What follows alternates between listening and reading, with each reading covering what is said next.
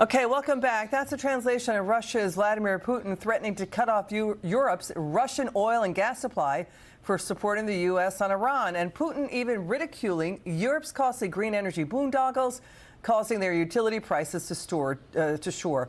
Joining us now, Forbes Media Chair, Editor-in-Chief Steve Forbes. Steve, it's great to see you again. What's your take on this? Trump says he will make new moves to keep U.S. oil and gas down. He's getting U.S. oil majors to get Venezuela's oil fields back online, too. Reserves are bigger than Saudi Arabia. What do you make of what Putin just said?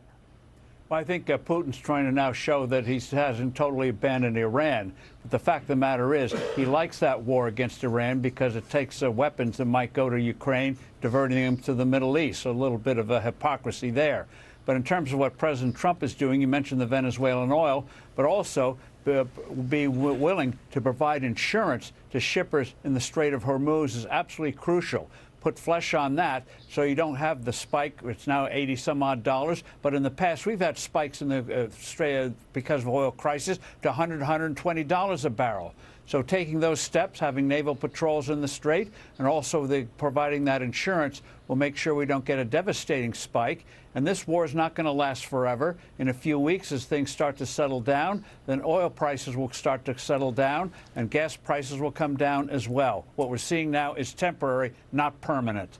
Secretary of War Pete Hegseth just said that they will intensify the strikes on Iran, that their U.S. will is ironclad. Let's talk about the Strait of Hormuz shipping problems and when it comes to oil. Because what did you make of this Politico report that President Trump's chief of staff, Susie Wiles, is telling Trump's team to bring ideas in to lower gas prices?